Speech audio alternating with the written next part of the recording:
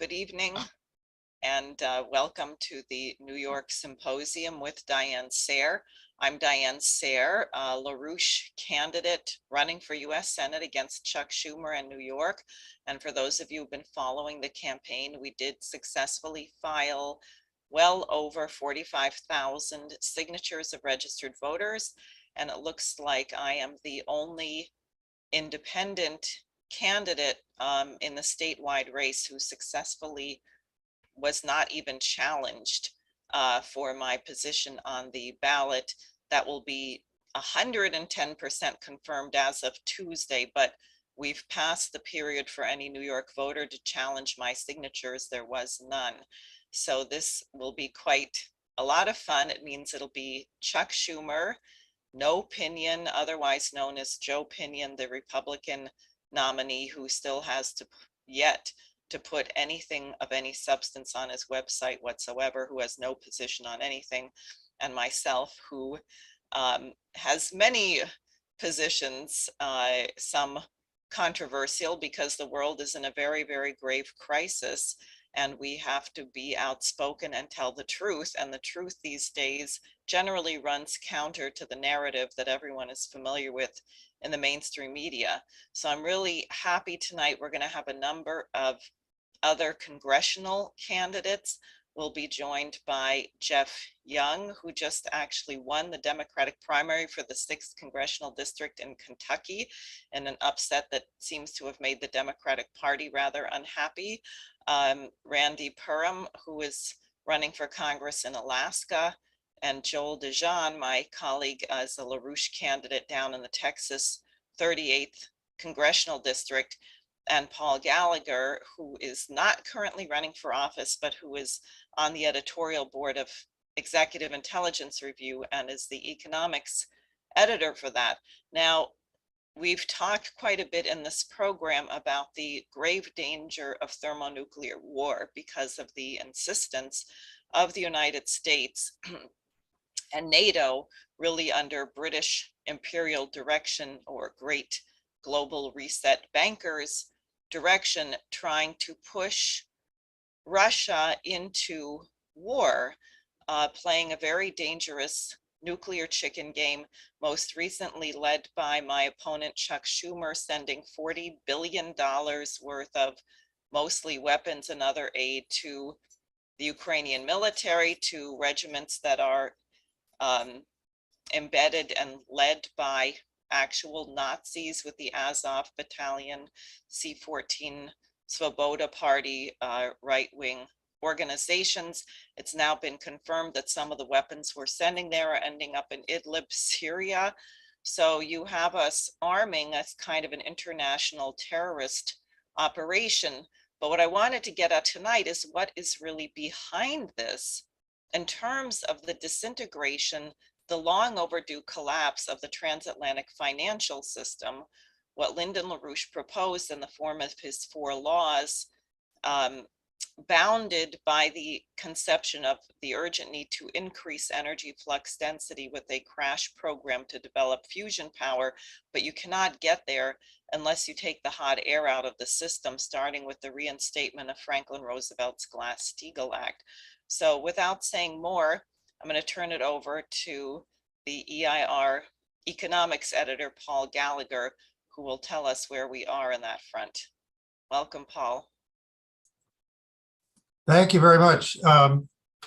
So let me congratulate everybody else on this program for having come through the arduous petitioning and primaries and gotten themselves pointed towards the general. And you're going to be running in a deepening economic recession, which is going to be destroying the real incomes of your constituents and others across the country. It's going to be lowering their productivity. There's going to be a lack of productive investment, which will be getting deeper and deeper. This will be the situation in which you'll be running. If you just look at the U.S. economy and you hear these words, strong recovery, echoing in your ears all the time, that you hear from Washington, The real wages of all American workers, as of the report that came out today, are 3% lower than they were a year ago. But that's nothing. The real household income, this is an average, obviously, real household income, including all forms of income, not just wages and salaries, is down 11.1% from what it was 1 year ago for the average household. Economic productivity in the US economy has fallen for 3 consecutive quarters. It fell by 7.2% in the first quarter of this year. And that is a record. Productivity has never fallen so far in a 3-month period in at least the American history, which has been kept records of. Housing sales, the sales of new homes were down by 16.1% in April from the previous April. But the sales of existing homes were down by 29% from the preceding April. Again, the largest drop for 1 year to the next in the history of this statistic. Obviously, because the housing stock around the country has become unaffordable for the vast majority of people who might want to be buying it or even are actively looking to buy it. It's unaffordable for them. The bubble, so familiar from 2006, 2007, the bubble of mortgage debt associated with them is showing all the signs of a bubble that's about to break. The Atlanta Federal Reserve Bank, which runs a regular track of the US economy's GDP, they currently estimate that in the second quarter, it's only going to grow by 0.9%. Now, they change that forecast from week to week as the quarter goes on, and actually well after it, before the official reports come in. They just dropped their estimate from 1.3% growth in the second quarter to 0.9%. We know that already in the first quarter, the US economy contracted.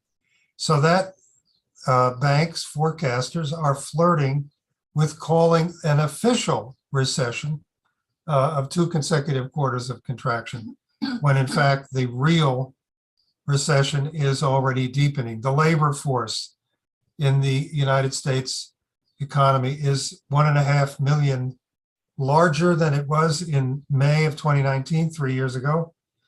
But the amount of productive employment, the number of people productively employed, construction, manufacturing, mining, production of electricity, transportation, that form of employment has not changed at all.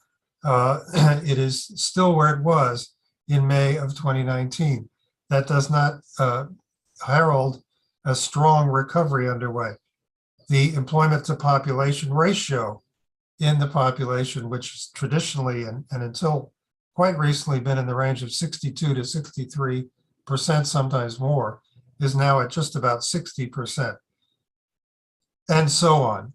This is the real condition of the economy. It's going to be getting much worse, including the real incomes of the population in the course of the rest of your campaigns and the rest of this year.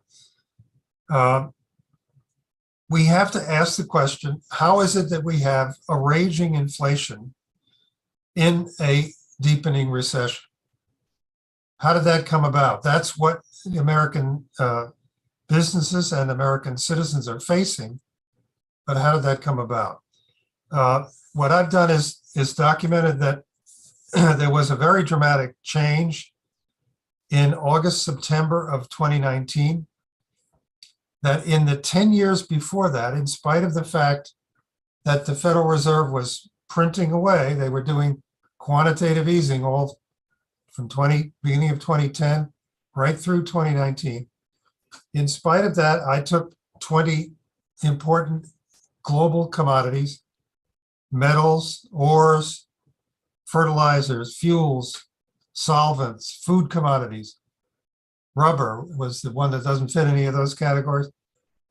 And in that period of time, the inflation of the prices of all 20 of those commodities over that period was zero. In spite of it didn't just average zero, it was zero, taking all of the commodities together, in spite of all that quantitative easing. Then something changed in the late summer, fall of 2019. And between 2019 and 2021, late in 2021, there was a 69% average growth in the price of those commodities in 2 years, an average of 30% a year for those 2 years.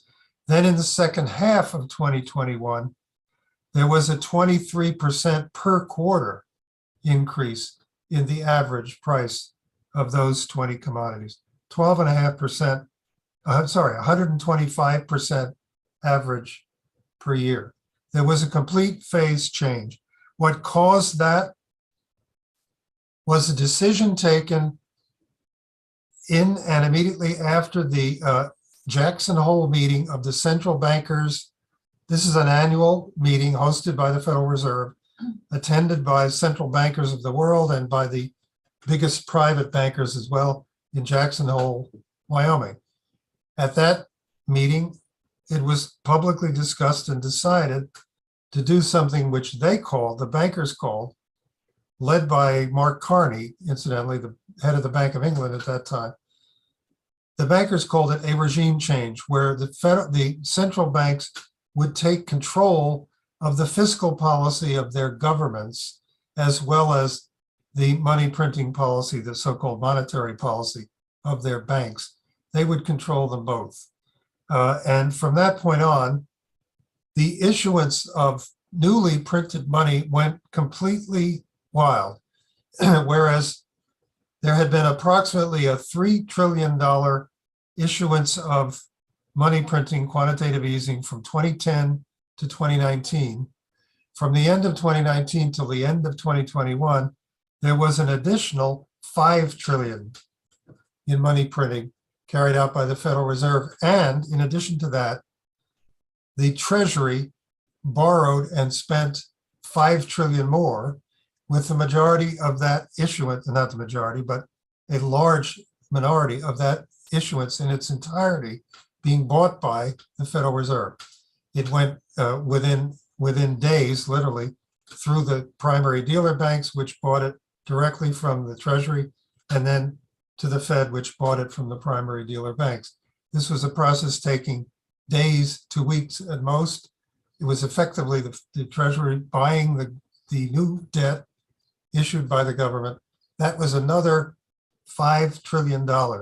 So you had a $10 trillion money printing spree in a period of just over 2 years, which unlocked all that inflation that had been in assets, in stocks and bonds and so on for the 10 years previous, and set it flooding into commodities and then into producer goods, and from there into consumer goods and into the raging inflation that we have now. And by the way, that inflation announced today, 8.6%, is the inflation currently, annual inflation rate of consumer goods. For producer goods, already in April, it was 16.2%. We'll get the announcement tomorrow as what producer good inflation was through May, but it's likely to be similar to twice as much as the consumer good inflation. That means not only that we have more inflation coming through the chain into consumer prices, it also means that the millions of small and medium-sized businesses across the country, especially those producing goods, have been taking a hit to their profit margins and even their operating margins, because the inflation in their producer goods has been much more rapid than the inflation in what they sell on, either to other producers or in. Now, what does that mean? It means that those millions of companies are now considering halting the hiring that they've been doing and starting to lay people off. So this is in turn going to deepen the recession that we're going to be in. We're going to see increasing rates of inflation of energy commodities and food commodities. That storm is not going to abate. It's going to continue to get worse. On the other hand, I would say we're going to see a decline in the inflation rates in most other goods for the simple reason that there will be deflationary unemployment processes, declines in real wages, and other deflationary processes, which will be pushing down. I mean, you had this thing coming from Target the other day, which is a signal for what's going to be coming to the other big consumer sellers. They've got tremendous overstocking of inventory. So they're going to be unloading that inventory now by price cutting. In the period of this rapid inflation, they have ordered tremendous amounts of goods. They're now overstocked. They're going to be cutting prices. So you're going to get tremendous continuing inflation of oil, of gasoline, of diesel, of coal, of all of the energy commodities, of electricity itself, and of food. Well, at the same time, you get deflationary, recessionary processes deepening otherwise across the board. At some point, this is going to hit the banks. Now, I want to just conclude I want to say two things. First of all, on the Federal Reserve, which has led all of the central banks in the world in creating this hyperinflationary storm, really hyperinflationary recession that we are now in. The Federal Reserve can now not do anything about it. They are absolutely unable to do anything except make the oncoming recession worse. However, the Federal Reserve, if it were now nationalized by act of Congress and made into a national bank of the United States, with its still 9 trillion, well, leave aside the speculatory securities, with its still $5.7 trillion worth of treasury securities, treasury assets, that national bank could then be creating credit to fund increased food production, credit for irrigation in the desertifying west of the country, credit for desalination, including the rapid building of nuclear desalination plants, credit for new healthcare facilities, credit for transportation facilities for electrical power, and it could be issuing this credit cooperatively for developing countries together with the countries that we are now being whipped up they're trying to whip us up to hate and threaten nuclear war to. We could be doing that internationally as well as here with that Federal Reserve nationalized and made into a Hamiltonian national bank, which Congress could do by act tomorrow, where we have a Congress which has only one thing that it appears able to do, and that is to order weapons and send them to Ukraine and order more and more and more and more. If the US government at this point were an individual patient, you would say that it had a monomaniacal obsession and was incurable. It can't eat, it can't breathe, it can't sleep. All it can do is order weapons and send them off to Ukraine. But it could take this action to bring the Federal Reserve under control tomorrow and turn this completely non-productive 10 trillion in money printing into actual credit. The other thing I just wanted to finish by showing you is the condition of the banking system that has been produced by this. I'm going to share something on the screen here. This is just very easy to see. This is the whole US banking system, 5,000 plus banks. But what you're really looking at here is a snapshot now of the big 12 banks, which have between 75 and 80% of all the assets and deposits in the entire system. But this is the whole US banking system. Go back to the end of 1997, on the left-hand side, deposits and loans were the same. 10 years ahead, December 2007, effectively deposits and loans were still the same. 9 years later, December 2016, all of a sudden, loans only represented 80% of deposits. 5 years later, December 2021, loans represented less than 60% of the deposits of the banking system.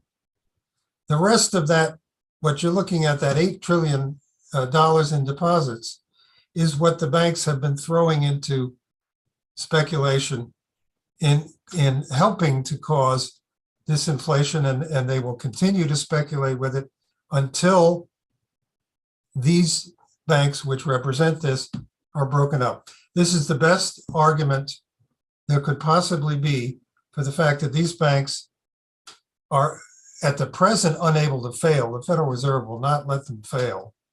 They are not going to be the first things to fail in this collapse that's going on. So when Jamie Dimon got up there the other day and talked about a hurricane, he was on joke time. I mean, seriously, he was talking about, well, you, not we, not JP Morgan Chase with our fortress deposit sheet. We're not going to be in any danger here, but you with your stocks and bonds and so on, you're going to be hit with a hurricane. I would call that joke time on his part. This is what those banks represent. The Federal Reserve has made them unable to fail, but also unable to lend money. And they must be broken up so that these speculative, huge speculative volumes, these divisions of speculative units in these banks can be allowed to go bankrupt, and they can be made to do only one business effectively, and that is the lending of credit into the real economy of the United States. That's another thing that this Congress could do immediately. And again, that would then make those banks capable of participating in the credit that gets issued for development internationally through our new Hamiltonian National Bank and in cooperation with the other major powers. Those are the kinds of actions which could arrest the inflation, because they would increase productivity, which is more important than anything else in arresting inflation when it's gotten to this stage. Those are the actions that could do it. Nothing else that the currently constituted Federal Reserve is going to do anything but make this oncoming collapse worse. So that's what I would tell you. Great. Well, thank you very much. I still see the share. You're taking this. There we go. So I think right now I would like to introduce Jeff Young, who, as I said, has won the Democratic primary for U.S. Congress in Kentucky.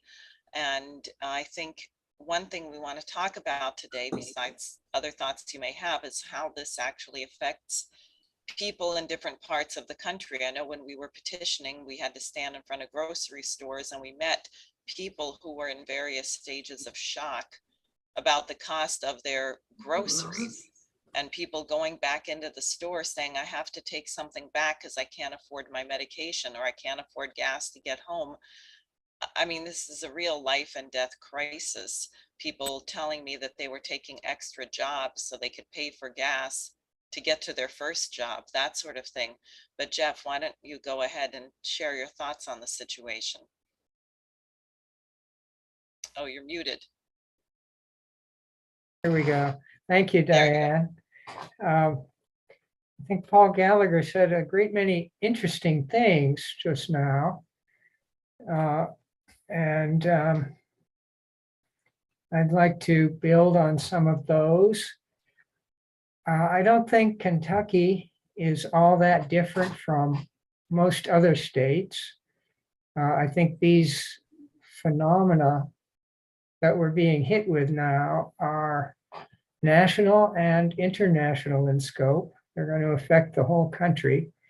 I mean, not exactly evenly between all the states, but so I look at the current situation of rising gasoline prices, uh, rising prices of other necessary items, um, shortages, as having causes that go back a long way, farther back than 2019 or, the recent past. I think the main cause of long-term structural inflation in the United States stems from our vast overinvestment in weapons and wars for the last 75 years, or 77 years since the end of World War II. That is an unbelievable misallocation of resources, because what have all these wars done for us, the American people? Nothing good. Since 1945, when the Allies, in particular the Soviet Union, defeated fascism, Nazi Germany and imperialist Japan, with help from the United States, Britain, other allied countries. The United States has really never demobilized from World War II. 5 years after that, we were fighting a war in South Korea and North Korea. We never demobilized, and it's just been a flood of resources and money that could have gone into building a firm foundation for economic development in this country, could have enabled the elimination of extreme poverty. While we were fighting wars all over the world and never succeeding, really, we haven't won a war since World War II, of any consequence. China was investing in increasing productivity and lifting 800 million of their people out of extreme poverty. Okay, so misallocation of resources on weapons and wars. Two, I think a little bit more recent, for the last 15 years, I would agree with Paul Gallagher that the Federal Reserve has been mismanaging its job.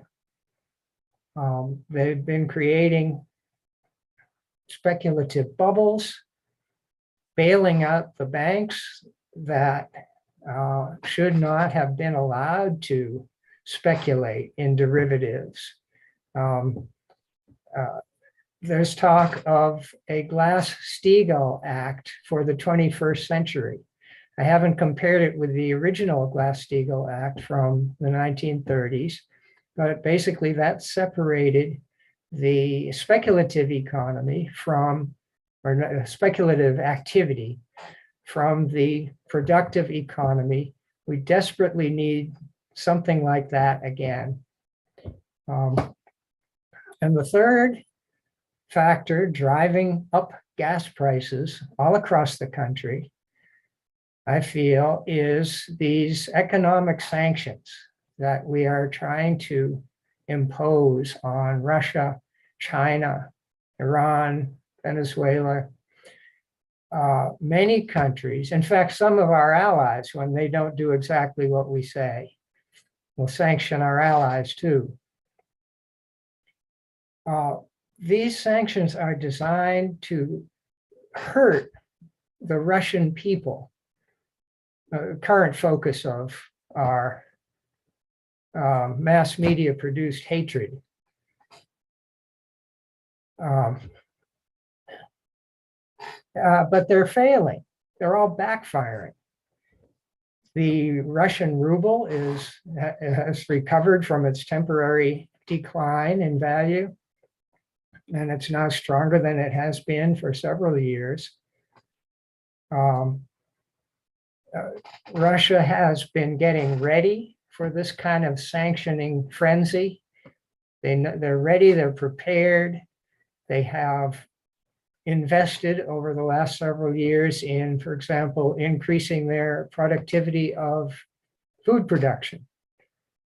And they're now a major exporter of wheat and other foods, still a major exporter of oil and natural gas. And so, and we're trying, our neoconservative leaders who are in control of both parties in Washington seem to think that we will somehow be able to prevent Russia from selling its natural resources. That's absurd. I mean, we live in an interconnected world, and if Russia can't sell its natural gas to Europe because of sanctions, they'll find other customers, basically Asia. If they can't sell their wheat in Western Europe, they'll develop transportation routes to take it through the Middle East into Africa. And so Russia is virtually sanctions proof, and yet all our leaders seem to know how to do is to double down in a kind of single-minded obsession with harming the Russian people so much that they will overthrow their government. Well, that's failing too. Vladimir Putin is more popular now than he's been for years. And so every aspect of our military and economic proxy war against Russia is failing and backfiring. That's what can and should be reversed in the very short term.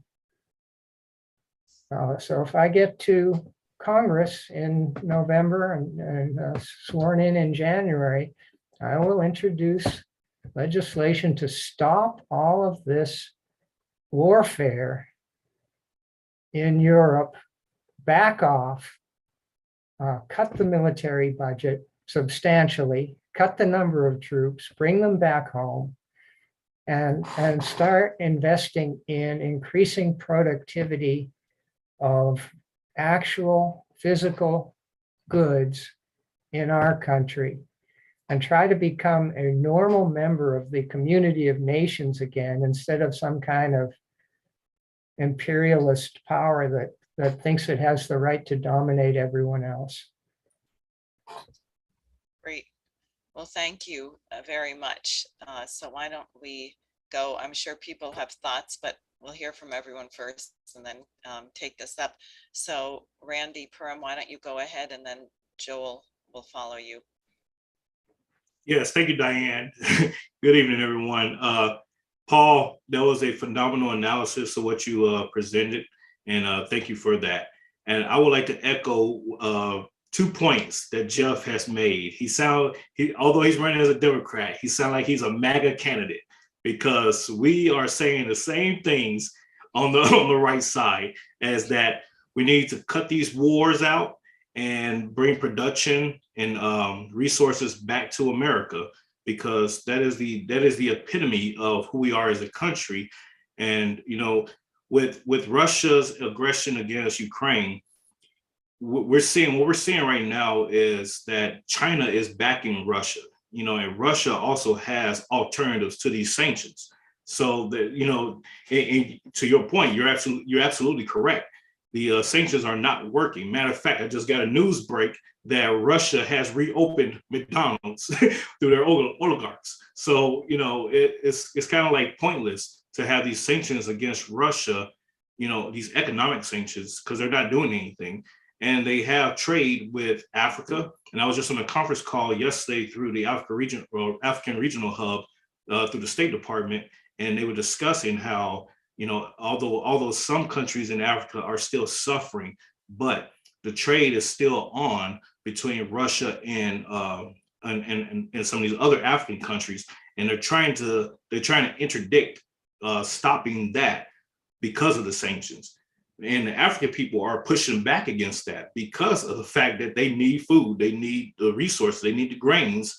And although Ukraine's grain resources have been, I guess you could say, stopped due to the Russian invasion, they have 20 tons of grains, just sitting in the docks in Donbass, so they're just sitting there. But Russia is still supplying Africa. They're still supplying the European countries. So, what are we doing in terms of the United States involvement with Russia? That's the bigger question that everyone needs to ask, and we need to ask ourselves, and we need to ask our leaders in Washington, to what ends are we willing to sacrifice ourselves to prove a point against Russia?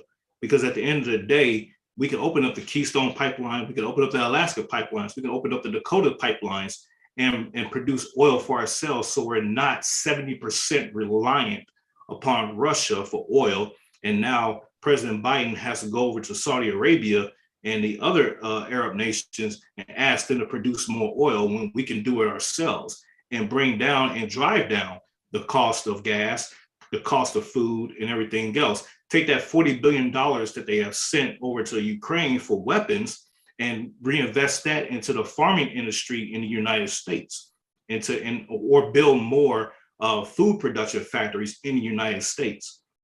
These are things that they're short-sighted, and they're trying to protect their coffers in Ukraine versus taking care of the American people. And these are the things that I see. And when if I'm elected to Congress, or when I'm elected to Congress, these are the things I'm gonna fight against. It's taking care of the American citizens first, and taking care of America first, before we start, trying to take care of other countries when they're pretty much self-sufficient at the end of the day. It's just that the fact that they're sitting back, holding on to their money, because they know in times like this is where they are going to hurt the most. And they're going to rely on the United States because we are the beacon, the light of the world. And they're going to say, hey, what can you give us? And we're going to come off the coffers. And we need to stop that and say, look, hey, you need to protect yourselves. You need to invest in your infrastructure and, be able to sustain and take care of your country at the end of the day. Because if you're a sovereign nation, you should be able to be self-sustainable, just like the rest of the world. And China sees all of this. That's why they're sitting back, being neutral in all of this, taking care of Russia and on the backside of things, and waiting to see how we're going to respond to them in the event that they decide to invade Taiwan. We cannot, as the United States, we cannot confront a two-front war with Russia, which is a proxy war, and then turn around and do another proxy war with China. It's not going to happen, and we can't do it because we rely on both countries for our own sustainability. I turn it back over to you, Diane. Thank you. Okay, thanks a lot. So I think, well, I have many thoughts, but I'm going to let Joel go ahead, and then we'll open it up for discussion. So Joel, from the 38th District in Texas, a LaRouche independent candidate. And you're muted, Joel. There we go. Okay. Well, I agree with all the above statements. I wanted to touch on the Summit of the Americas, which finished today. Now, we cannot say that the Summit of the Americas was a complete failure, because according to unconfirmed rumors, Haiti has agreed to ship charcoal technology to Poland to save the Polish twig forest. Now, the only holdup in that deal is the Pentagon is reviewing it because they fear that charcoal, when brought into the household, can become a dual-use chemical weapon of mass destruction. Because what happens in Texas is if we lose power because of a winter freeze or a hurricane, many of the deaths resulting from that are from people bringing in their diesel or gasoline generators to their patios, or even bringing in their charcoal burners into their living rooms. So people don't know the difference between carbon dioxide and carbon monoxide. So I'm sure after Haiti, working with the United States and China, develops in the next 10 years a compact magnetic fusion reactor, they will be willing to show the Poles how to use the power of the sun to replace their twig technology. So we don't have to go back to the Middle Ages. We need to go to the future. Well, thank you, Joel. Quite ironic and very truthful. So I think we can open it up.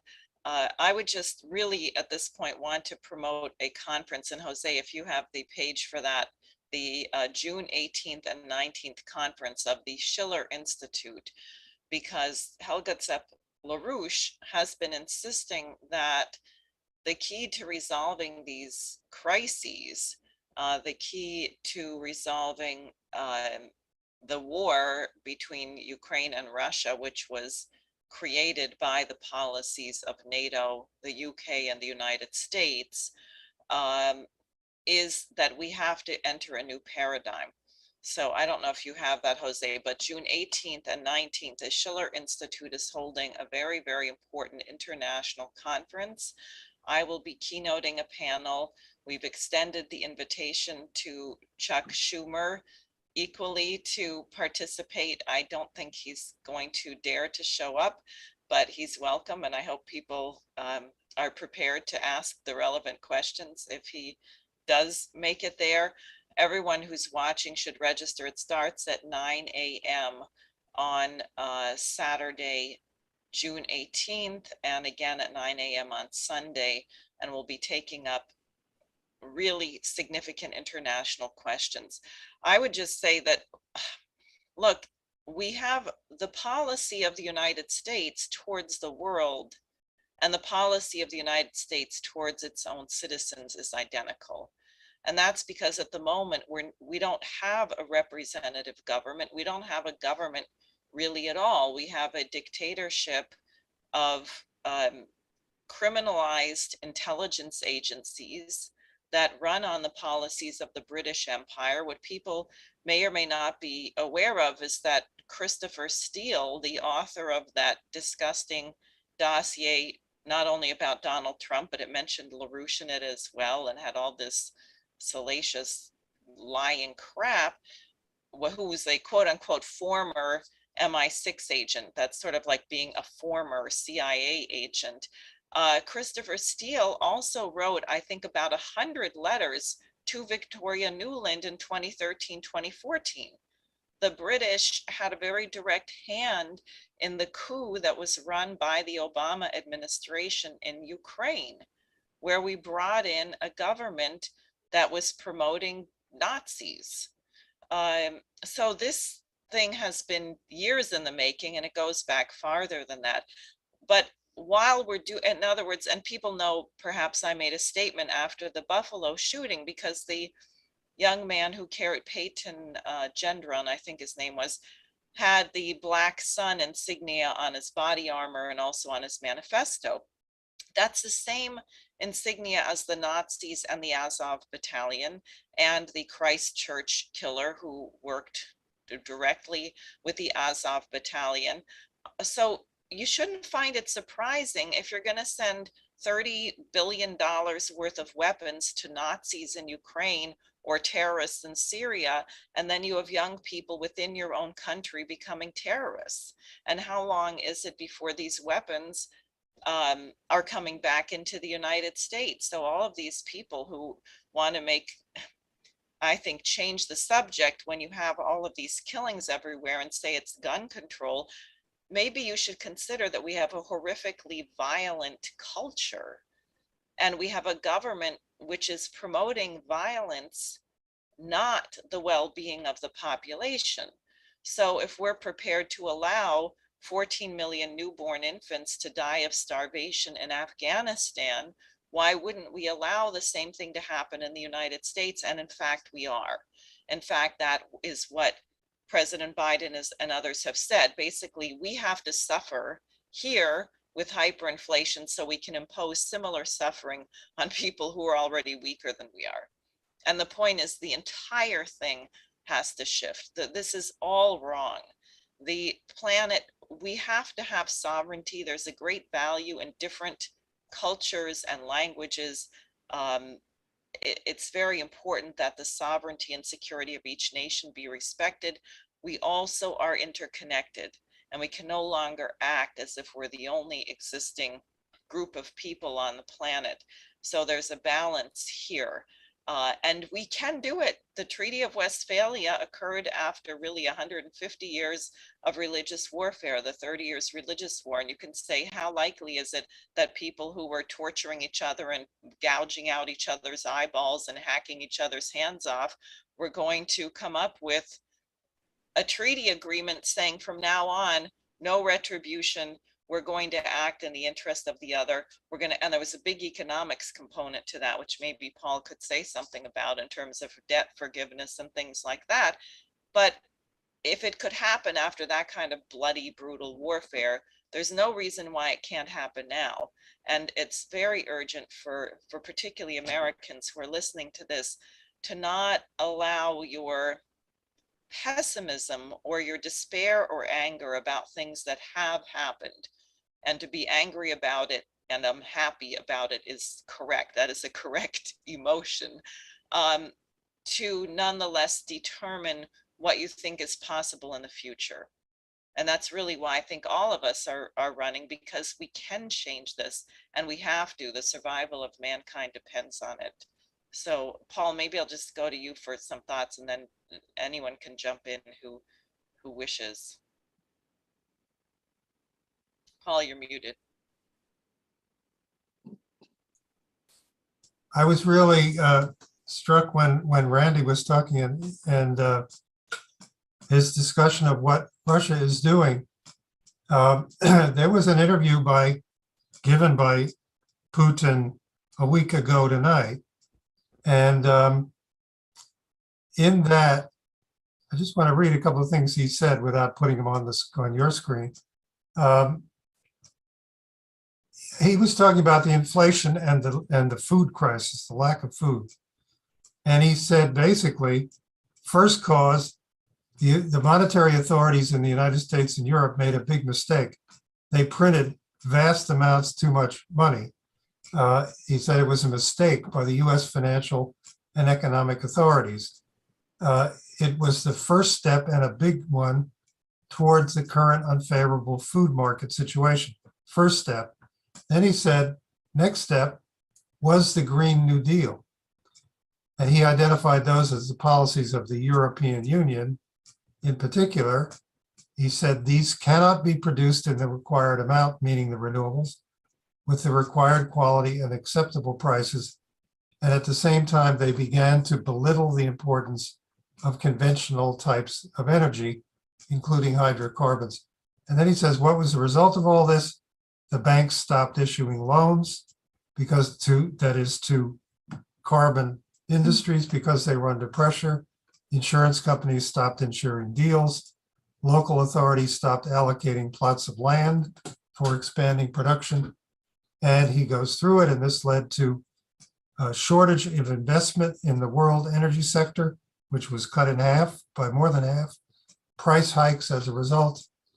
And then they put, finally he said, and then they put sanctions on our fertilizers. And all of that, as he was stressing, happened in 2021, before the war.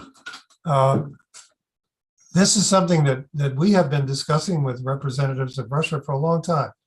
It's important that they understand something about, from the top, they understand something about what has been causing this complete derangement of the world economy and of the food supplies and the starvation that's coming as a result.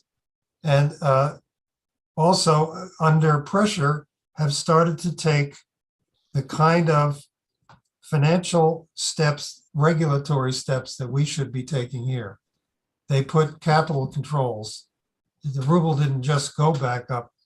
The Bank of Russia instituted capital controls so that essentially you couldn't bring, if you were an exporter of oil, you couldn't bring a lot of euros or dollars into Russia. You had to immediately exchange them for rubles, 80% of them. They had exchange controls limiting the amount of capital of any kind that could be exported outside, except for the carrying on of an existing business. So they also had exchange controls as well as capital controls. China has a policy, a world policy of investing heavily in infrastructure development, both for themselves and for countries all over the world.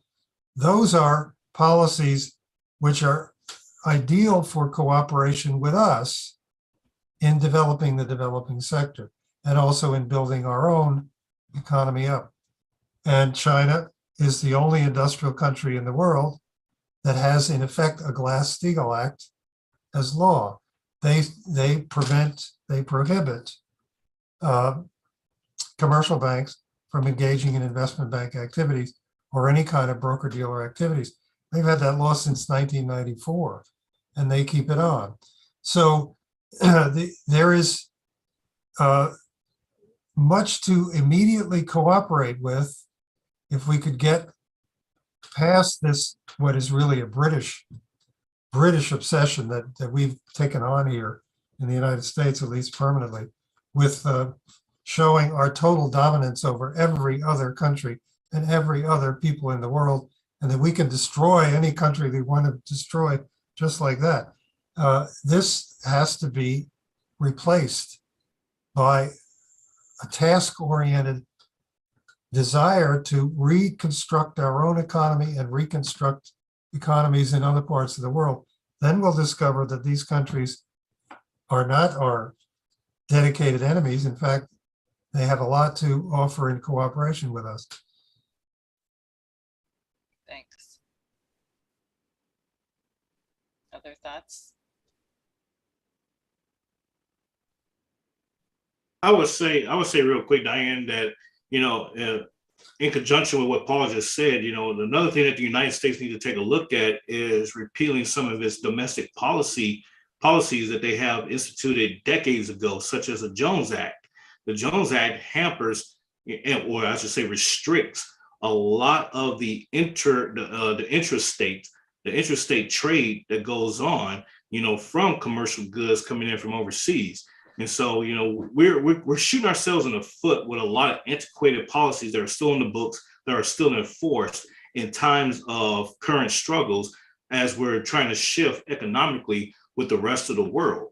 So these are some things that we need to take a look at, not only in Congress, but at the executive level as well. And so that's something that I want to just point out to everyone that's listening tonight or watching tonight, is that, these antiquated policies such as the Jones Act, like I just mentioned, that's something that needs to be repealed and taken off the books and say, hey, you know what, that is no longer applicable policy in terms of how we do things in the United States in terms of trade.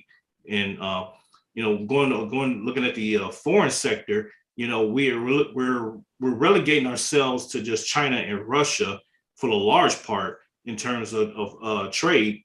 We need to look at these smaller countries, these developing nations, and invest into those countries as well.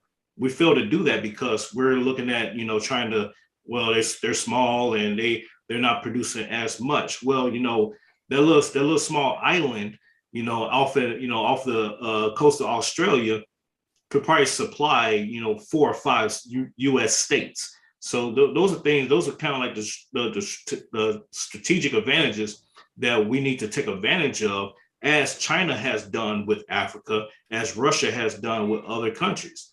And these are some of the things that we're failing to do in the United States. Thank you. Well, Randy, could you briefly explain, I'm not familiar with the Jones Act. Can you explain its major provisions or what it is doing? Yes. Yes, absolutely. So the Jones Act was instituted in 19, forgive me, in the early 30s. I'll say that in the early 30s. And it was mainly relegated to prevent ships in the United States from shipping around in the US unless it was built in the United States. So for example, you could have a ship that has parts that was received from, say, China. And if it's not in the current terms, in the current text today, if the ship is not 75% made in the United States, 75% manned of US citizens, then it cannot be utilized for export or import around the coastal United States or in the United States, period. So this puts a hamper on a lot of our fleet cargo of ships in the United States, because just about all of our ships that are currently made or currently built in the United States receive their parts and everything from other countries, because we do not domestically build engines, we do not domestically build hulls and what have you. So this is we shoot, like I said, we shoot ourselves in the foot because of this particular act. So if we repeal the Jones Act, then a lot of these small fishing vessels that California and New York, Florida, Texas, and what have you, the coastal states, they will be able to ship and trade and send goods within the United States, because it won't be restricted or bound to the confines of the Jones Act. So that's the summary of it. Great, thank you. No problem. You're welcome. Well, the only ships we do build here are great combat ships like the nuclear powered aircraft carrier that took, like the Gerald Ford, took 15 years to build and cost over $10 billion, and would be wiped out in the first 3 minutes of any fight with China or Russia. So we need to overhaul our whole strategy. And when I hear Janet Yellen and Jay Powell say, well, no one could have seen that we would be undergoing inflation. Inflation was supposed to be transitory. I remember some of the history of World War II, when a general officer, brigadier general or whatever, made a mistake, he was immediately replaced. Now, when you have executives and general officers like General John Allen, who was the head of Brookings Institute until a couple of days ago, when they lose a war in Afghanistan, when they don't stand up to George W. Bush and Dick Cheney when they were told to go into Iraq in 2003, when they follow orders and just repeat the same garbage they've been given by the British intelligence, how are they handled? They're rewarded, they're promoted. And then when they retire, they get a cush job as a board of directors on Raytheon or Lockheed, or they become the head of a think tank. And to call Brookings Institution a think tank is an insult to think. We need to revamp the whole leadership. And the Congress is critical in this, because all these general officers have to be approved by the Congress.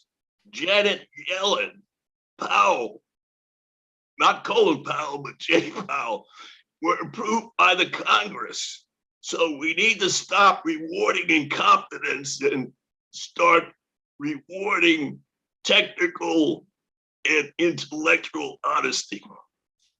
Amen. What you're Amen. saying reminds me, when they first did the bailouts in 2008, and then they gave all these crooks these gigantic multi-million-dollar bonuses after they should have been going to jail actually, but instead of going to jail, they were getting these million-dollar bonuses. And there was an interview with a barber in Connecticut, and he said, I really resent this. If I was cutting someone's hair and I accidentally cut their ear off in the process, I wouldn't expect them to give me a big tip.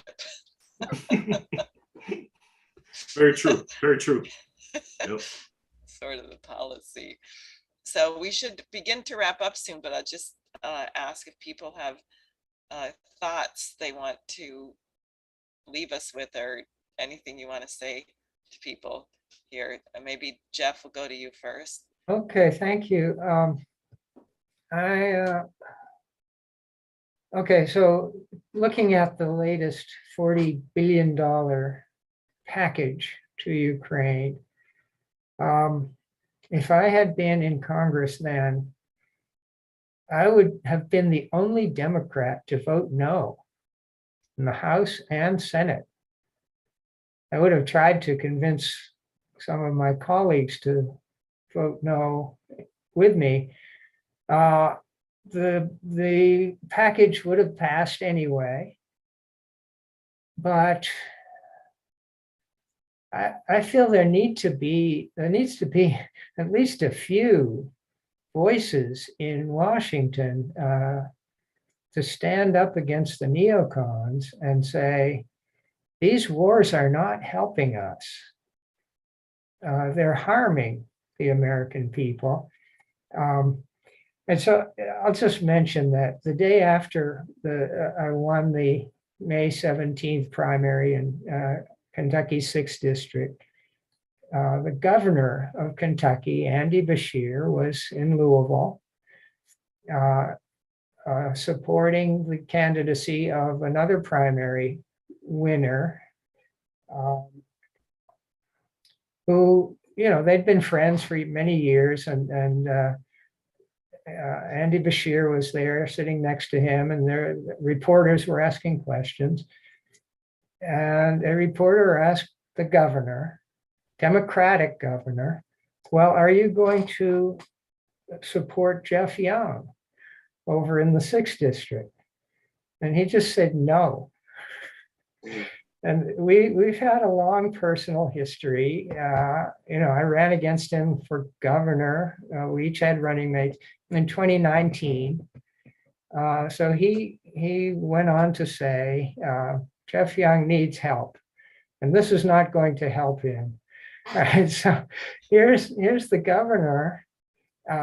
Every election we hear, vote blue no matter who, right? That's a mantra. I've heard it unimaginably large number of times every election. And he's saying, no, Mr. Young said something nasty to me when I was standing somewhere with my son. I remember the incident, and that doesn't matter. He seems to be allowing his personal feelings of dislike for a Democratic nominee to split the Kentucky Democratic Party. I'm not just going to go away. I can't get a return phone call from the Kentucky Democratic Party, the chair or the executive director of the KDP. Can't get a call back from them 3 weeks later. I can't get a call from DCCC, Democratic Congressional Campaign Committee in Washington. So basically, I think he has made the first attack, which is going to lead to a split in the Democratic Party. I'm not sure how the Kentucky Democratic Party is going to do well in November or in the next coming years. I don't know. Maybe I've been appealing to the public to contact the governor and say, look, go back to the vote blue no matter who thing, and stop this personality-based infighting, or our party is in trouble. Well, thank you. I think LaRouche said actually on his 90th birthday that the party system was over, and we see that. We also see how Hillary Clinton the Democratic Party, I should say, managed to lose in 2016, being totally tone deaf to what's going on in the population. Randy, any closing thoughts there? I echo very much of what Jeff is saying, in terms of intra-party fighting, infighting, and what have you. With the Alaska GOP, there's a lot of, turmoil going on right now. We got, the I guess you could say the state party favorite, which is in Nick Begich the third, and then you have the MAGA candidate in Sarah Palin. So there's that that head on, that bumping right there versus uniting and saying, okay, who is the actual best candidate? I was there, and then they was like, yeah, you might want to back up, guy, and so I'm still fighting in it, but they're like, yeah, no, these are the two prime contenders right now, and that's taking away the voice from the people. When a person goes to say, you know what, I'm willing to stand up and represent our people, they should be able to do so. They should be able to walk down to their local election office and put their name on the ballot and walk away and hope for the best and rally the people behind them versus, we got to go through parties. We have to go through endorsements. We have to go through going to different fundraising events and hope that we can raise enough money to continue our endeavors. This is why I like the British election system. They do it 6 months, allocated money, allocated time. Either they like you or they don't, and you get out the way. I love that system. But for us Americans in the U.S. political system, we're campaigning literally almost 2 years. To just to say, hey, I'm here to represent you and to get our message out. So this is a problem, and it's gonna continue to be a problem unless we, the people, the grassroots candidates, the grassroots American, the person who says, I had enough, I am tired of this nonsense, stands up and goes outside and go to their election office, go to their governor, go to their current elected officials and say, change the system and change it now, because we're tired of this. It's getting us nowhere. And all of this is just nepotism and corruption 101. And, that's just something that, we need to just start standing up against. Thank you. Thanks very much for joining, both of you. Joel. Absolutely. Yes, Randy, the only problem with the British system is that their head of state and their commander in chief has been on the throne for 70 years. And she must be the most constipated woman in world history. So that's what runs the British.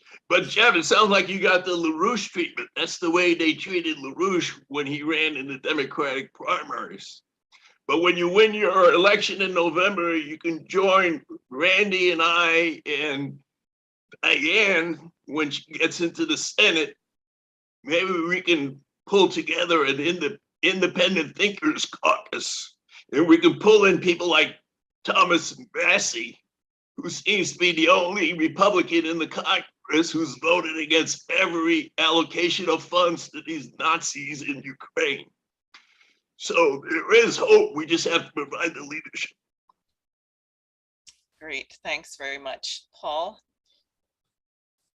Well, all I'd say is that on that LaRouche treatment and the only no vote in the Congress, Diane's ballot status, which was, of course, legislated to be impossible, is the best proof that this is really changing very rapidly, and to a great extent already has changed.